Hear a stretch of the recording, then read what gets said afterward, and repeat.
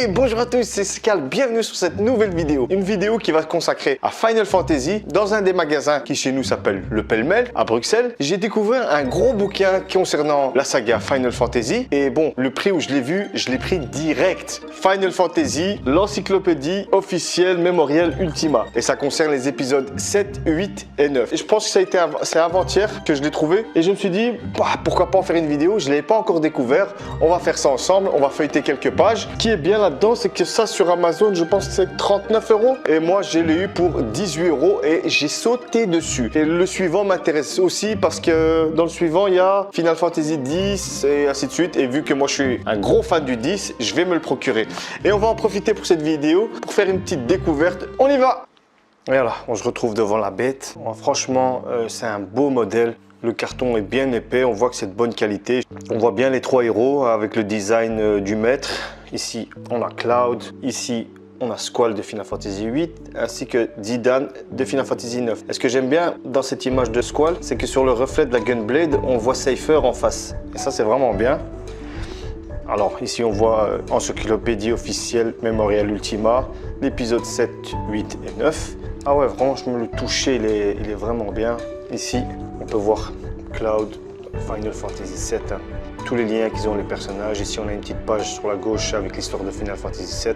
Je conseille vraiment ce bouquin pour les amoureux de la saga Final Fantasy parce que ça va être beaucoup d'images, beaucoup de storyboards, de crayonnés pour voir en fait comment on donne vie à un FF tout simplement. Ça passe vraiment bien. Ici, on a l'équipe des Turks, tu vois, les premières esquisses, tous les persos avec leurs dessins à côté. Là, c'est Sid. Hein, par exemple, ici, si on voit Vincent et on voit bien qu'au départ, il va avoir une faux et pas un flingue. C'est vraiment un bel outil, franchement, pour en apprendre plus. Voilà, ici, on voit les chocobos. Et comme j'ai dit, hein, franchement, le toucher, il est vraiment agréable. On voit que c'est une bonne qualité d'impression. Je découvre en même temps que vous. Hein. Ici, on voit les dessins de Nomura, le maître Nomura. Ici, ça, je dois montrer. On peut voir les premiers tests des Final Fantasy en 3D, en fait, c'était de la grosse merde. Et voilà, on en apprend cahier des charges ici, on apprend beaucoup de choses sur les idées du jeu. On va passer à Final 8, hein. Dans ce bouquin, c'est mon préféré, c'est celui qui m'intéresse le plus. Ici, on peut voir les différentes jaquettes des jeux qui sont sortis, ainsi que le CD. L'image du CD, c'est vraiment bien fait. On a les dessins du maître, ce qui concerne Final Fantasy 8. Vraiment bien, rien à faire, hein. C'est son style, on ne peut pas se tromper là-dessus. Voilà, c'est ça que je voulais voir. Ici, ce que j'aime bien en fait dans les dessins de Squall et de Seifer, hein, c'est vraiment parce que le maître il a vraiment un style très fin, très féminin en fait. Et ici on voit bien que Squall lui il a une mâchoire carrée et on n'a pas l'habitude de voir les personnages, les héros surtout, avec des proportions aussi carrées. Hein, et puis après ça ici il y a les dessins de Nomura. Ah là, ça que je voulais voir. Voilà, ici c'est toute la page sur Squall et ici, ce qui est bien. Alors, on voit la première, voilà, design préliminaire. À la base, Squall, il devait ressembler à ça. Et franchement, dommage parce que je préfère largement ça. Hein. Ouais, c'est des petits bonus, on voit toutes les invocations, les G-Force comme on dit dans Final 8. Ah, ça passe vraiment bien. Franchement, au prix où je l'ai acheté d'un côté aussi, je regrette vraiment pas l'achat. Ici, on a les moyens de transport. Voilà, les designs des vêtements. Voilà. Ici, pour Final 9. Moi, j'aime bien ce dessin de Zidane.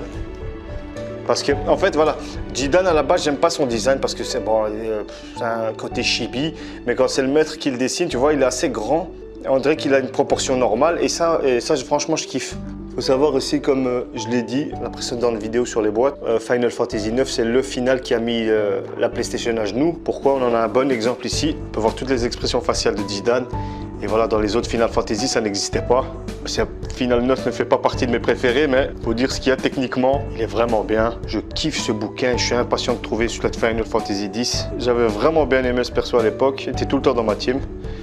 Kuja aussi, il avait une bonne histoire. C'était fait de jalousie et de comme ça, mais ça allait bien, ouais. Et par contre, ça, c'est insupportable. Les limites break, là, quand il se transformait, ça, c'était pourri. J'ai détesté cette idée. Ah, si on voit bien, voilà, première esquisse de design, il devait ressembler à ça.